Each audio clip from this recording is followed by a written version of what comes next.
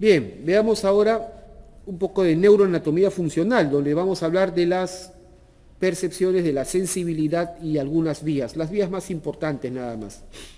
Bien, empecemos hablando de lo que es la sistematización sensitiva, la sensibilidad, ¿correcto? Recordamos nosotros que la médula espinal estaba constituida por segmentos medulares. De cada segmento medular emergen un par, ¿no? Un par de nervios raquídeos, un par de nervios espinales, uno a la derecha y uno a la izquierda. Estos nervios raquídeos van a tener un territorio específico en la superficie de la piel, ¿correcto?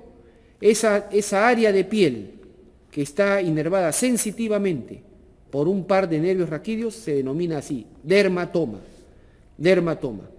Es por eso que nosotros vemos estos esquemitas, estas representaciones, donde sobre la superficie de la piel están representados los niveles medulares. La médula espinal tiene 31 niveles, 31 segmentos medulares, desde el primer cervical, C1, hasta digamos el segmento coxígeo, 31 segmentos medulares. Sin embargo, los dermatomas son solamente 29. Los que están en los extremos, el primer segmento medular y el último, el primero es el C1 y el último, el coxígeo, no tienen representación sensitiva porque son puramente motores. Es por eso que solamente existen 29 dermatomas, desde C2, cervical 2, hasta S5, sacro 5. Y aquí está la región donde se encuentran los dermatomas más conocidos, ¿no? Los principales para el nivel básico, ¿no? El dermatoma C2 se encuentra, por ejemplo, en el dorso de la cabeza, en la cara posterior de la cabeza. El dermatoma C6 en el dedo pulgar, C7 en el dedo medio de la mano, C8 en el dedo meñique. El dermatoma T4 es el que pasa por los pezones. El dermatoma T10 es el que pasa por el ombligo. El dermatoma L1 se encuentra en la región inguinal. El dermatoma L4 pasa por la rodilla, por la cara anterior de la rodilla. Los dermatomas L4, L5 llegan al dedo gordo del pie. El dermatoma S1, el quinto dedo, el dedo pequeño del pie. ¿Correcto? Y el dermatoma S5, no lo vemos acá, está alrededor del orificio anal. Esos son los principales dermatomas a tomar en cuenta. ¿Ok? Muy bien. Hablemos de la sistematización sensitiva. ¿Cómo se clasifica la sensibilidad? La sensibilidad se clasifica de la siguiente manera. Hay tres grandes grupos: la sensibilidad exteroceptiva, la sensibilidad propioceptiva y la sensibilidad interoceptiva, llamada también visceroceptiva. La sensibilidad exteroceptiva se refiere a todo lo que se capta del medio externo, lo que está fuera de nosotros, ¿correcto? Y si hablamos de la piel, pues esto se capta a través de los receptores cutáneos, ¿no? De los receptores cutáneos. La sensibilidad propioceptiva es la sensibilidad que se capta, de los tendones, de los músculos, de las cápsulas articulares, para que nos dé una sensación de que estamos en movimiento y sobre todo la percepción de la posición del cuerpo. Todos nosotros, sin necesidad de mirarnos, podemos saber cuál de nuestras dos rodillas está más flexionada, cuál de nuestras dos piernas está más inclinada, cuál de nuestros hombros está más alto, hacia qué lado está más inclinado la cabeza. Podemos tener claramente una idea de en qué posición nos encontramos. Asimismo, podemos tener la percepción de si estamos en movimiento o no. Eso es sensibilidad propioceptiva. Capta fundamentalmente posición corporal y movimiento.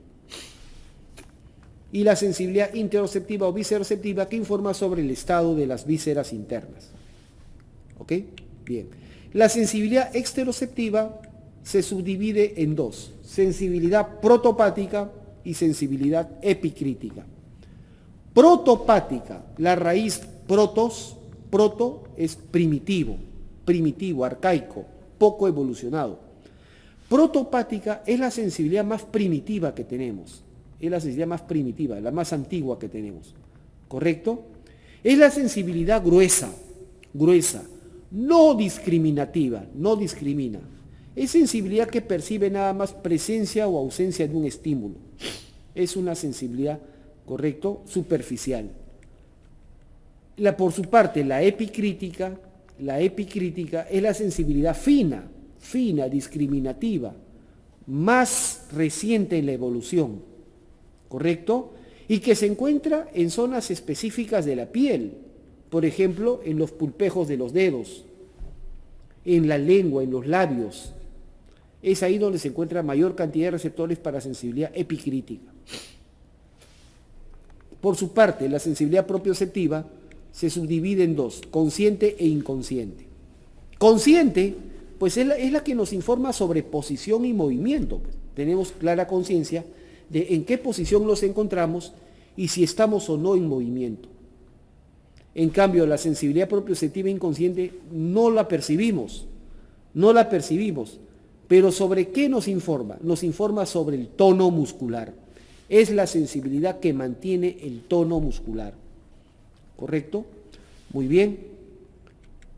La sensibilidad protopática, su representación más elemental es el tacto protopático, tacto grueso, también le decimos tacto grueso o tacto protopático, el dolor y la temperatura. Insisto, la sensibilidad protopática solamente percibe presencia o ausencia de un estímulo. ¿Correcto? El tacto protopático, la sensibilidad protopática de tacto es conducida a lo largo de la médula espinal por un haz, el haz espino-talámico anterior, el haz o fascículo espino-talámico anterior. Mientras que la sensibilidad protopática de dolor y temperatura es conducida por el haz espino-talámico lateral. Espino-talámico lateral o fascículo espino-talámico lateral. Muy bien. Por su parte, la sensibilidad epicrítica y propioceptiva consciente viajan por dos haces en la médula espinal, el haz de Gol y el haz de Burdak. El haz de Gol y Burdak, o también conocido, el haz de Gol también se conoce como el fascículo gracilis, y el haz de Burdak también se conoce como el fascículo cuneiforme, como lo vimos en la médula espinal. Estos conducen información de sensibilidad epicrítica y propioceptiva consciente. ¿Ok?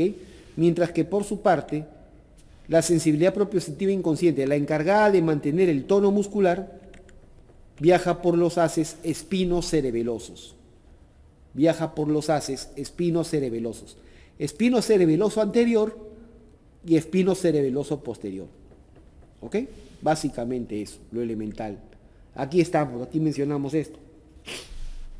La sensibilidad exteroceptiva es la que nos informa sobre estímulos del medio externo y a través de la piel nos informa sobre tacto, dolor, temperatura, presión, forma de los objetos. Uno con los dedos puede percibir la forma de los objetos, la textura, el tamaño, y es captada pues por receptores localizados en la piel. La sensibilidad exteroceptiva se clasifica en protopática y epicrítica. Protopática exclusivamente, ¿no?, antigua, evolutivamente antigua, gruesa, no discriminativa. La epicrítica evolutivamente más reciente, fina, discriminativa. ¿Correcto? Y estos son los receptores para la sensibilidad protopática. Las terminaciones nerviosas libres, ¿no?, los discos de Merkel, los bulbos de Krauss, los bulbos terminales de Krauss, ¿correcto? Las raíces pilosas de los plexos pilosos, ¿no?, las raíces pilosas, plexos en las raíces de los pelos, ¿correcto? El corpúsculo de Meissner, los corpúsculos de Pacini, las terminaciones nerviosas de Ruffini, ¿correcto? Son los receptores de sensibilidad protopática. Muy bien. Hablemos de la vía del tacto protopático. Para empezar, ¿qué cosa es una vía? Una vía es la conexión de dos o más fascículos, o dos o más haces. Un haz, un fascículo es un conjunto de axones que lleva una información específica de una neurona a otra neurona. Pero cuando de otra neurona ya aparece otro nuevo haz, ya esa conexión se llama vía. Vamos a hablar de la vía del tacto protopático. Para esta vía, la primera neurona se localiza acá. se localiza en el ganglio de la raíz posterior de la médula espinal. Ahí siempre va a estar la primera neurona de todas las formas de la sensibilidad. Primera neurona en el ganglio de la raíz posterior. El axón de esta neurona ingresa a la médula espinal, donde va a encontrar sinapsis en la sustancia gris, en el asta posterior de la sustancia gris. Ahí va a ser sinapsis. Y ahí está la segunda neurona. La segunda neurona está en el asta posterior de la sustancia gris, de la médula espinal. De esta segunda neurona, sus axones cruzan la línea media. Cruzan la línea media, salen hacia el cordón anterior de la médula espinal y suben por él hasta el tálamo. Hasta el tálamo. Entonces, esto forma el haz espinotalámico anterior. El haz espinotalámico anterior es un conjunto de axones que van de la médula espinal hasta el tálamo por el cordón anterior de la médula espinal. ¿Correcto? Y van a llegar hasta el tálamo. ¿A qué núcleo el tálamo? Al núcleo ventral posterolateral, que es un núcleo sensitivo, como les conté en la clase de tálamo, es un núcleo que recoge toda la sensibilidad del cuello para abajo. ¿Correcto? Tercera neurona. Y de acá, del núcleo, ahí está el haz espinotalámico anterior, y del núcleo ventral posterolateral del tálamo, ya la información llega finalmente a la corteza cerebral. A la corteza cerebral. ¿A qué área de la corteza? Al área somatosensitiva primaria. A las áreas 3, 1 y 2 de Brodmann. A las áreas 3, 1 y 2. En la circunvolución post-rolándica o post-central, como lo hemos visto ya. Ahora veamos otra vía, la vía de la sensibilidad de temperatura y dolor. Termoalgésica significa de temperatura y dolor. También está formada por neuronas. La primera neurona igual, en el ganglio de la raíz posterior de la médula espinal. La segunda neurona en el asta posterior de la sustancia gris. ¿Correcto? En el asta posterior de la sustancia gris. Ahí está la segunda neurona. Los axones de esta segunda neurona salen, cruzan la línea media, salen hacia el cordón lateral de la médula espinal y ascienden por el cordón lateral hasta el tálamo. Donde está la tercera neurona, que la tercera neurona viene a ser igual en el mismo núcleo del tálamo, ventral posterolateral. Estas neuronas, los axones de la segunda neurona forman el haz espinotalámico lateral, que llega hasta el tálamo, al mismo núcleo ventral posterolateral, y de acá salen las fibras de este núcleo hacia la corteza cerebral, igual a las áreas 3, 1 y 2 de Brodmann, circunvolución post-rolándica o parietal ascendente. ¿Ok? Entonces, ¿qué notamos hasta aquí? Cuando hemos hablado de estas dos vías, de la vía del tacto protopático y de la vía de la sensibilidad termoalgésica, estamos hablando de la vía de la sensibilidad protopática. Todo esto, estas dos primeras vías que he mencionado, son las vías de la sensibilidad protopática. ¿Qué tienen en común? La primera neurona está siempre en el ganglio de la raíz dorsal de la médula espinal. La segunda neurona cruza la línea media en la misma médula espinal y asciende hasta el tálamo, forma por los haces espinotalámicos. Y finalmente llega a la corteza cerebral a las áreas 3, 1 y 2 de Brodmann. Ahora hablemos de la sensibilidad propioceptiva, llamada también sensibilidad profunda. Informa sobre estímulos de ubicación, posición corporal, movimiento, peso y fuerza. Cuando uno levanta un objeto siente el peso, la fuerza de un objeto. Y es captada por receptores localizados en los músculos, tendones, articulaciones, etc. ¿Ok? La sensibilidad propioceptiva se divide en dos, consciente e inconsciente, como ya les expliqué. La consciente es la percepción de los estímulos que he mencionado, posición, movimiento, fuerza, peso. La inconsciente no se percibe, pero participa en mantener el tono muscular. Muy bien. La sensibilidad epicrítica, vía de la sensibilidad epicrítica y propioceptiva consciente, ¿correcto? La sensibilidad epicrítica y propioceptiva consciente viajan en la misma vía.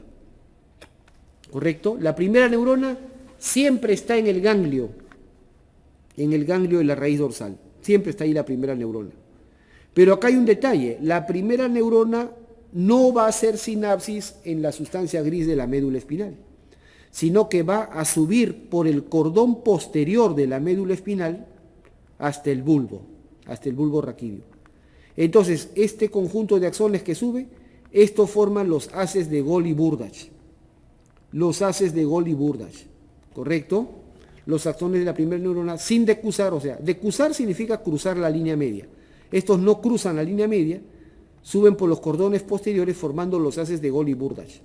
Finalmente esto llega a la segunda neurona. La segunda neurona se encuentra en el bulbo, en los núcleos de Golgi-Burdach, ¿correcto?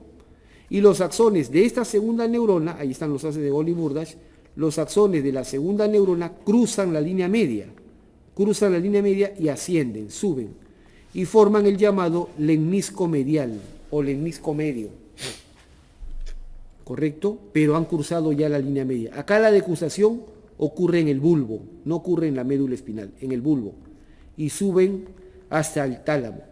Y de aquí para arriba lo demás es igual.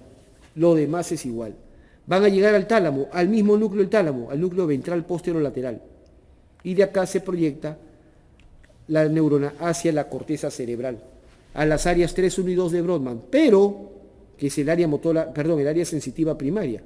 Pero, como se trata de una sensibilidad discriminativa, la información también pasa por ramas colaterales a las áreas 5 y 7, áreas somatosensitivas secundarias que son áreas discriminativas. ¿Ok? Muy simple. Nada más. Ahora hablemos de la sistematización motora.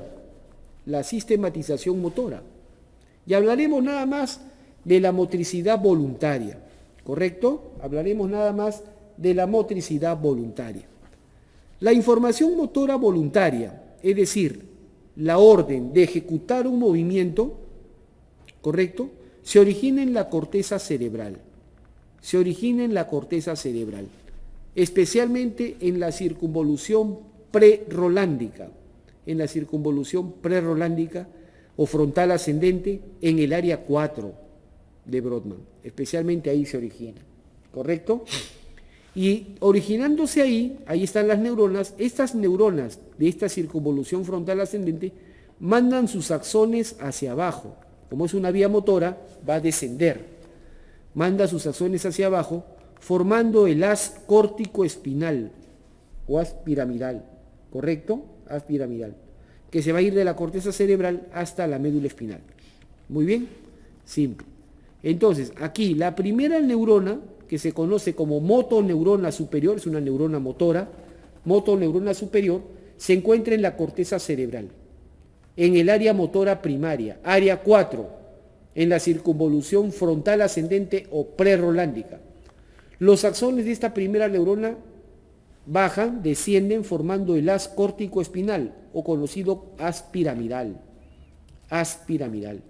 el cual baja de manera ininterrumpida, baja hasta hacer sinapsis en la segunda neurona que se encuentra en el asta anterior de la sustancia gris de la médula espinal, ¿correcto? Es conocida como la motoneurona inferior. Y los axones de esta segunda neurona van a salir por el nervio raquídeo hacia el músculo. O sea que toda la vía motora voluntaria está formada solamente por dos neuronas, una motoneurona superior y una motoneurona inferior. ¿Ok?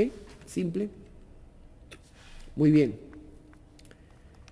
Durante su trayecto, como les he contado, la vía motora voluntaria se origina en la corteza cerebral y va a descender. Durante su trayecto, el haz córtico espinal pasa por el brazo posterior de la cápsula interna, pasa por los pedúnculos cerebrales en el mesencéfalo, pasa por los rodetes piramidales en la protuberancia y finalmente pasa por las pirámides vulvares, obviamente en el bulbo, ¿correcto? Por eso se le llama haz piramidal, porque se le descubrió acá, en las pirámides vulvares, ahí lo descubrieron, por eso le llaman el haz piramidal. ¿Ok? Ahí está la cápsula interna, especialmente el brazo posterior, mesencéfalo, especialmente pedúnculos cerebrales, protuberancia, especialmente rodetes piramidales, ¿correcto? Y finalmente en el bulbo, las pirámides vulvares. Cuando llega este haz córtico espinal, cuando llega al tercio inferior del bulbo, miren lo que ocurre. Miren lo que ocurre cuando llega al tercio inferior del bulbo. Voy a graficar acá. Cuando este haz córtico-espinal que está bajando desde la corteza y está camino a la médula, cuando este haz llega al borde inferior del bulbo, el 90% de las fibras cruzan la línea media. Hasta el 80-90% de las fibras cruzan la línea media. Y un 10 a 20% no cruza, se mantiene en el mismo lado. A esto se le llama la famosa decusación piramidal. Decusación significa que cruza. La decusación piramidal, donde 80-90% de las fibras pasan hacia el otro lado y van a formar en la médula el haz córtico espinal lateral o piramidal cruzado. Córtico espinal lateral porque baja por el cordón lateral de la médula, o piramidal cruzado porque viene del otro lado. Mientras que el 10 al 20% no cruza, baja por el mismo lado. Ese forma el haz córtico espinal anterior, porque baja por el cordón anterior de la médula espinal, o llamado haz córtico espinal no cruzado. ¿Ok? Simple, muy bien. Ahí está la famosa decusación piramidal. ¿Dónde está la decusación piramidal? A nivel del tercio inferior del bulbo. Y ahí están los dos haces, córtico espinal lateral o piramidal cruzado y córtico espinal anterior o piramidal no cruzado. Simple. Finalmente, entonces, en la médula espinal, nosotros vamos a ver acá el haz córtico espinal lateral o piramidal cruzado, correcto, porque este viene del otro lado. Este está constituido por el 90% de las fibras. ¿Correcto? Y finalmente estas fibras hacen sinapsis en el asta anterior de la sustancia gris, porque esas son neuronas motoras. Con las neuronas motoras del asta anterior de la sustancia gris, ahí está la segunda neurona, en el asta anterior de la sustancia gris, ¿correcto? Y de aquí la segunda neurona manda información por el nervio raquídeo. ¿Ok? Simple. Nada más. Mientras que por su parte, el haz córtico espinal anterior, no había cruzado porque estaba formado por el haz córtico espinal del mismo lado. Sin embargo, termina decusando por la comisura blanca anterior de la médula y haciendo sinapsis con los núcleos de la sustancia gris. Por lo tanto, prácticamente toda la vía motora piramidal finalmente cruza y va a ejercer control motor sobre el hemicuerpo del lado contrario, ¿ok? O hemicuerpo contralateral, muy simple, ¿ok? Ahí están las neuronas, la segunda neurona. Muy bien, ahí se acaba.